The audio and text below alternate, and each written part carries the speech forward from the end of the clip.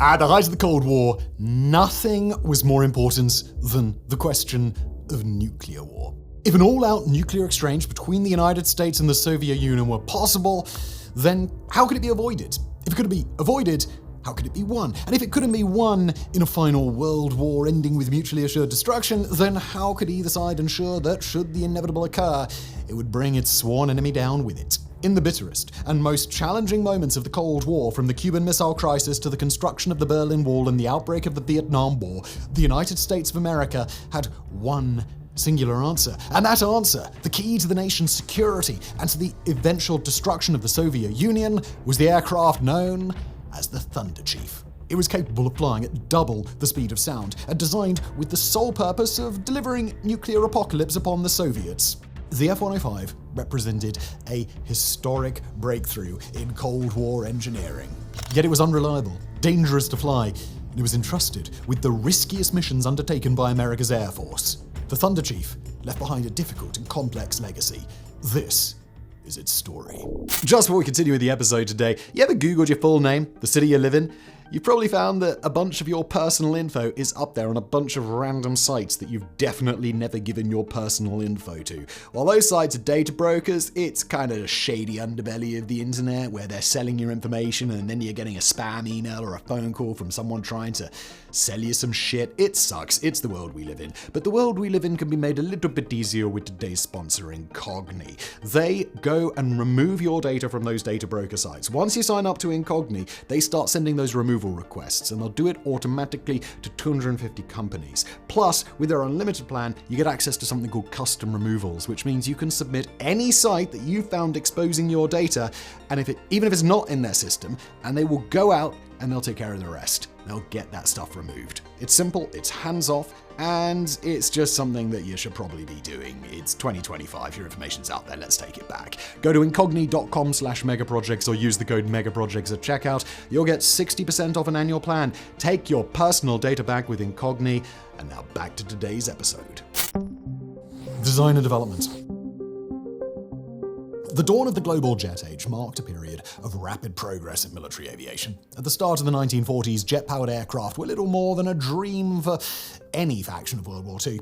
Yet by the decade's end, both the Soviets and the Americans were operating jets that regularly challenged the sound barrier, the F-86 for Washington and the MiG-15 for Moscow. By the mid-1950s, these jets had been superseded by even more powerful machines capable of effortlessly shattering the sound barrier. The MiG-17 and MiG-19 for the Soviets, and the Super Sabre, Voodoo, Delta Dagger, and Fury for the Americans.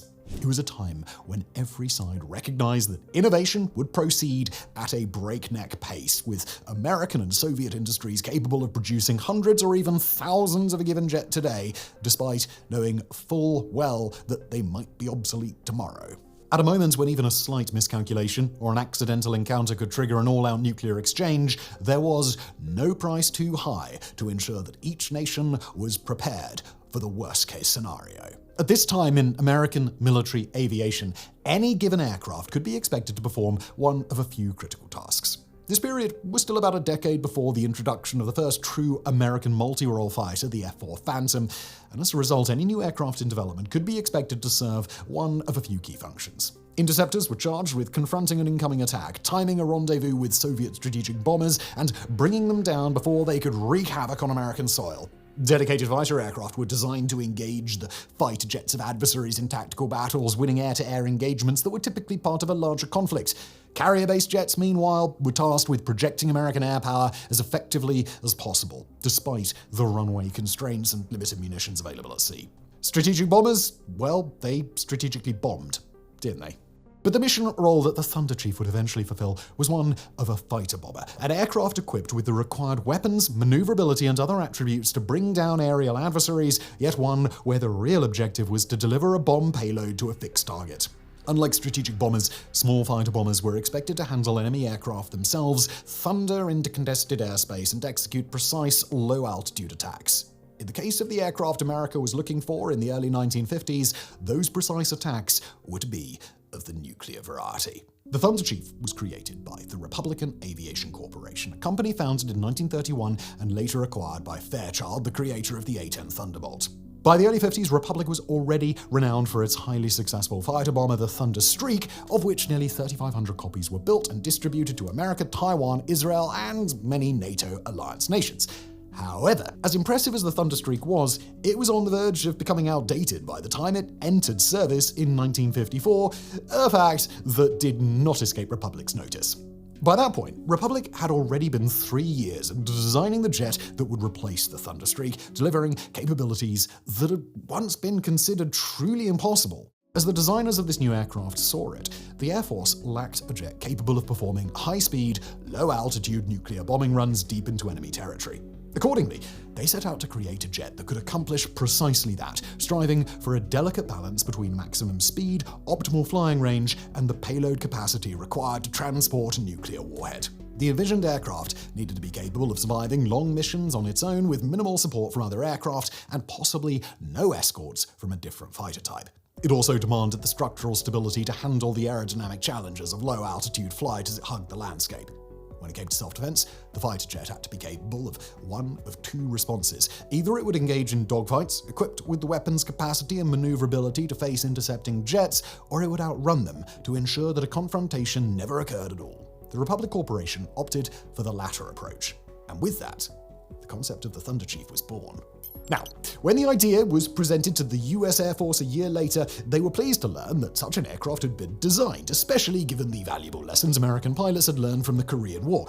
The Air Force promptly instructed Republic, halt any work on the Thunderstreak, the previous fighter bomber, and focus entirely on preparing this new aircraft for service. Although it ultimately wasn't ready in time to help secure a victory in Korea, by 1954, the Air Force had placed its first order. So, by that time, the new plane had been paired with a powerful engine that hadn't been available any earlier, and it was designated the F-105. As the fifth aircraft produced as part of America's Century series, it would enter service alongside another fighter that had just taken to the skies for the first time, an interceptor known as the F-104 Starfighter.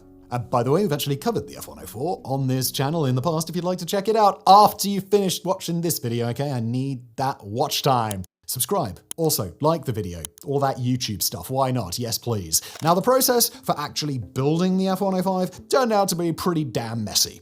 The first prototype took to the skies in October 1955, but it quickly sustained so much damage during testing that it was nearly unflyable. The second prototype had to be built with an inferior engine because a spare copy of the new engine wasn't available. Both aircraft incorporated design elements that Republic already knew wouldn't make it into the final product.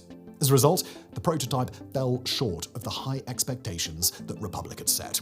However, as each component was reworked, the Air Force became convinced that it could still place its trust in the new aircraft. Production orders began coming in, the first few planes were delivered, and in the summer of 1957, the F-105 was designated the Thunderchief, the fourth fighter plane made by Republic to bear a reference to thunder in its name. And honestly, pretty cool name choice. In 1959, the first squadron of Thunderchief aircraft went operational out of a total of 833 that the US would ultimately work with. Specs and capabilities. Now, the F-105 was modified into about a dozen variants throughout its service life. Some of these variants were built, while others remained just concepts left on the drawing board. The first major production run resulted in the F-105B, with 71 copies that were phased out of frontline service by 1964. However, the vast majority of Thunderchief aircraft were the F-105D variant, and it is these aircraft whose capabilities that we'll focus on as we explore what the Thunderchief could do. The F-105 was a single-seat aircraft that, like many of its era, featured unusual physical proportions. It measured about 64 feet, that's 19.5 meters in overall length, while its wingspan was just 35 feet, that's 10.5 meters. The aircraft employed back-swept wings angled at 45 degrees, providing a relatively large surface area for enhanced maneuverability. It was powered by a single Pratt & Whitney J75 turbojet engine complete with afterburners capable of producing 26,500 pound thrust at maximum power. The engine was fed by a pair of air intakes, one at the leading edge of each wing, and drew fuel from 3 separate tanks housed in the fuselage, with the option to add up to 4 specialized tanks if extra range was required. When empty, the F-105 weighed just under 27,000 pounds, a bit over 12 metric tons, but when fully loaded, it could take off at nearly double that weight, maxing out at about 24 metric tons or 53,000 pounds. When flying at altitude, the Thunderchief could reach speeds of more than twice the speed of sound, just shy of 1,400 miles per hour or 2,250 kilometers an hour. It was capable of operating at altitudes of nearly 15 kilometers up, that's 49,000 feet, and it boasted an impressive combat range for its time, covering nearly 800 miles, that's well over 1,200 kilometers. On one-way missions, including nuclear bombing runs where the pilot of a Thunderchief was realistically unlikely to escape detonation alive, the aircraft could travel around 2,200 miles or 3,500 kilometers without external fuel stores. It could climb up to an altitude of 35,000 feet, 11 kilometers, in under 2 minutes, although it was said to be capable of even faster ascents. Additionally, the Thunderchief featured a side fuselage boom for air-to-air refueling, making it the only combat aircraft in US history to have that particular capability. In terms of armament, the Thunderchief could deliver a fairly serious punch for its era. It featured 5 external hardpoints in total, 4 located under the wings and 1 along the aircraft's centerline. On those hardpoints, the F-105 could mount up to 4 rocket pods, each capable of launching 7 rockets or several types of conventional bombs. When they eventually became available, the aircraft could also carry missiles on the 2 outer pylons, including the air-to-air Sidewinder and the air-to-surface bullpup. It also featured an internal weapons bay where the F-105's ultimate payload was meant to be stored. Within this bomb bay, the aircraft could carry a single nuclear warhead loaded into one of a few kinds of bomb deliverables that were designed to work with the aircraft. For close-range dogfighting and ground strafing, it was equipped with a 6-barrel Gatling gun with roughly 1,000 rounds of ammunition carried on board. In all, the maximum weapons payload of the F-105 was up to 3 times greater than that of the 4-engine B-17 bomber from World War II, and considerably more substantial than that of the larger and much improved bombers that emerged later in the war. Just as important was the F-105's avionics suite, being one of the first jet aircraft to integrate onboard systems that would later become synonymous with modern fighter planes. In the case of the Thunderchief, those systems included a specialized ranging radar, which allowed the aircraft to track both itself and its surroundings mid-flight, along with a proper fire control system. The radar was designed for terrain mapping and avoidance, a very new feature for a combat jet at the time, while the cockpit was engineered to offer far better pilot utility than previous fighters. Meanwhile, the fire control system handled the complex task of determining the precise moment to release the nuclear bomb carried by the Thunderchief. After the pilot identified the target via radar, he essentially gave the plane permission to release the warhead at a position continuously tracked by the onboard computers. This capability meant that the Thunderchief could perform a maneuver known as toss bombing, where the plane would pull up and release the onboard warhead, allowing it to fly far enough before detonation for the pilot to have a chance at survival. It also ensured that if the pilot was under pressure from any number of external factors, the plane could still be maneuvered effectively and release the warhead at the optimal moment. When in combat, the F-105 was designed to fly low and fast, skimming the landscape and hugging the ground as closely as possible. Unlike nap-of-the-earth flight tactics that became popular later in the decade, where flying close to the ground helped avoid enemy radar installations, the F-105's low-altitude flight was intended to exploit the limitations of enemy aircraft. At sea level, the Soviet Union's MiG-17 could only reach speeds about 1,100 kilometers or 680 miles per hour, well below the sound barrier, while the MiG-19 and MiG-21 could just barely surpass Mach 1. In the thicker air, nearer sea level, the Thunderchief was built to thrive, traveling significantly faster than any Soviet plane that might have attempted to intercept it. As long as it had enough fuel, the F-105 would have been nearly impossible to intercept while approaching targets for a nuclear bombing run, unless the aircraft trying to interdict it were perfectly positioned. And even then, there were no guarantees that they would survive an encounter with the F-105 once they got close. Operations and legacy. When the F-105 began its service life in the late 1950s, it entered a relatively peaceful phase of the Cold War. Korea had been split and ceded to each of the world's dueling superpowers. Although tensions were already mounting in Vietnam, it would be another half-decade before the large-scale bombing campaigns of the Johnson era commenced. As a result, the United States and its fighter pilots had plenty of time to familiarize themselves with the F-105. Unfortunately for the Air Force and the Republic Corporation, this extended period of evaluation did not yield the warm reception that they had hoped for. While the aircraft was undeniably powerful and in theory well suited to its role, it proved difficult for pilots to handle. Its takeoffs and landings occurred at very high speeds, where the slightest error could ignite fireballs on the runway. Although it was aerodynamically designed to perform as a low-flying fast aircraft, it was notably unwieldy in the cockpit, and its initial lack of an ejection seat hardly inspired confidence. For the F-105D variant, the reception was hardly any better. Pilots and maintenance crews referred to it as the thud, widely understood to mean the noise that the aircraft made when crashing into the ground. It was also called the Lead Sled, with pilots humorously explaining that it could kill America's enemies in precisely 3 ways: bombing them, strafing them, or crashing down onto their heads. Maintenance proved challenging as well, as the plane was repeatedly grounded, and its reputation for in-flight disasters became well known among those unfortunate enough to fly it. Moreover, these issues were not easily resolved. Problems with the aircraft persisted well into the era when the D variant had taken over combat operations. But after the F-105's pilots became truly comfortable with their aircraft, opinions on the Thunderchief gradually grew more favorable. The aircraft was fast as hell. It could drop explosive ordnance in amounts that would have been impossible on a jet of that size just a few years ago, and once pilots mastered its handling, it excelled in its low and fast mission, as long as all its parts stayed attached. Moreover, it steadily improved over time as pointed pilot feedback led to the addition of better armor, enhanced gun sights, electronic countermeasures, and more. It was hardened against water, which had been responsible for many early crashes when water seeped into the plane's internal systems, and it was standardized to resolve many of the issues that made regular maintenance so difficult. As such, the Thunderchief and its pilots were poised to take a leading role in the Vietnam War when it first broke out, with the F-105 rapidly becoming the US Air Force's favored plane for carrying out airstrikes. With its large payload, long range, and optimization for ground-hugging attacks that offered greater precision in heavily forested areas, the Thunderchief was an ideal platform for the role. Yet unfortunately for both the F-105 and its pilots, the aircraft was only so potent as long as enemy MiGs didn't show up. Heavy, laden with ordnance, and limited in mobility, the F-105 often became a sitting duck when more nimble enemy aircraft appeared, especially since it could only carry a very small number of air-to-air missiles. Although F-105s frequently traveled with a fighter escort, MiG pilots, who could hide until the last possible moment, would quite often launch an opportunistic attack. They'd strike the Thunderchiefs while flying in formation, and then turn around to put distance between themselves and the escorting aircraft. Moreover, if America's adversaries could determine in advance that Thunderchiefs were on the way, anti-aircraft gun crews could reliably have a brief yet perfect window to pelt massive, low-flying, bomb-laden aircraft with a hail of bullets face first. When its hydraulic systems were hit, the F-105 tended to pitch downward almost immediately.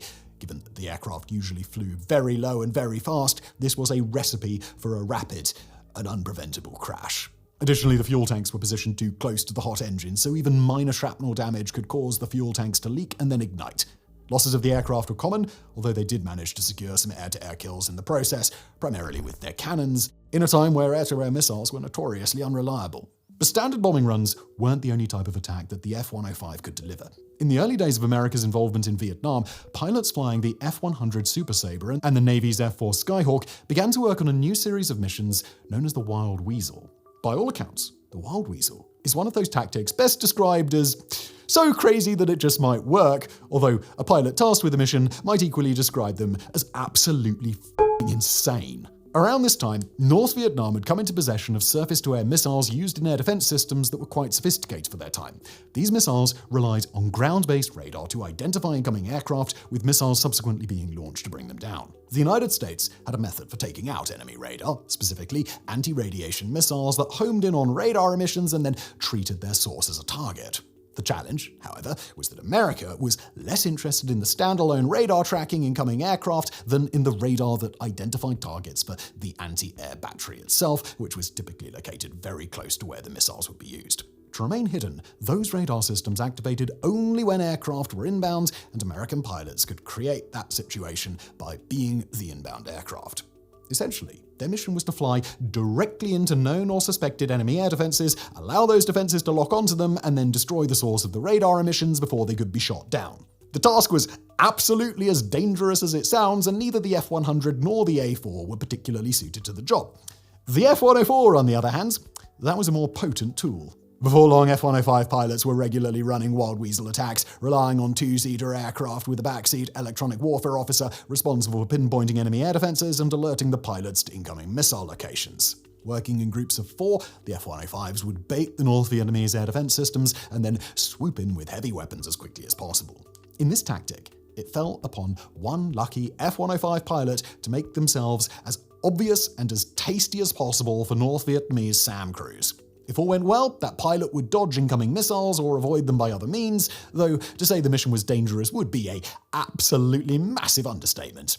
Pilots in this role were assigned to fly for either a year or 100 missions, whichever came first, with about 75% ultimately making it to the finish line.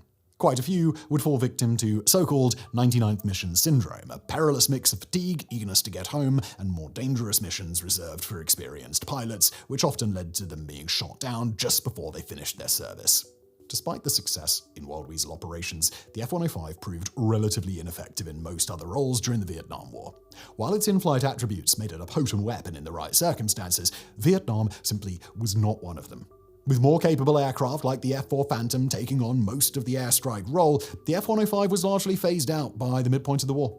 Some of the aircraft, particularly those purpose-built for Wild Weasel missions, continued in service until the end of the conflict, although they became a rare sight in later years. Once America's involvement in Vietnam concluded and the Air Force had an excuse to remove the Thunderchief from active duty permanently, that's exactly what they did. By the time the F-105 was retired, nearly half of the 833 aircraft produced had been lost in Vietnam, including 334 directly taken down by North Vietnamese forces. To this day, it remains the only American warplane ever to be taken out of service early because of the sheer number of aircraft lost. And that wasn't all. By the time the aircraft was completely withdrawn, over 600 had been lost for various reasons, nearly 3/4 of the entire production run. While these loss rates can partly be attributed to bad luck, the F-105 ended up fighting in a conflict very different from the one it was designed for. Luck did not account for all or even most of the losses. The aircraft had been built with an extremely narrow mission focus, which left it with little operational versatility and made it unsuitable for a complex warfighting environment. It was versatile in some respects, being capable of carrying many different types of ordnance based on the mission. However, it flew too much like a bomber to be effective in a dogfight. Of the 334 losses to North Vietnamese forces, the F-104 claimed only 27.5 MiG fighter aircraft kills. In addition, its high rate of malfunctions and in-flight accidents further increased its overall loss rate. Although Vietnam presented opportunities such as Wild Weasel operations, where the F-105's narrow capabilities could be adapted to a new mission set, its adaptability only extended as far as America's ability to find new ways for the Thunderchief to do the same old thing. Trusting the aircraft with a new task simply did not go well. The legacy of the Thunderchief could be charitably described as rather mixed, although whether many of its pilots felt charitable after having flown it is another question entirely. Like so many combat aircraft, it's judged on its performance in a war that was fundamentally different from the one which it was intended for. It's impossible to know how the Thunderchief would have performed if it had been tasked with its original missions of nuclear destruction. Instead, it never flew those missions, and the missions it did fly came with substantial risks to its pilots and, by extension, the war effort. Making matters worse, it primarily operated in what would later be known as failed campaigns as part of a failed war, tying its reputation forever to a difficult period in American military aviation. By the end of its service life, many of the surviving pilots would sing its praises for decades, but that love from those who knew it best ultimately wasn't enough to secure the Thunderchief's place in history. Thank you for watching.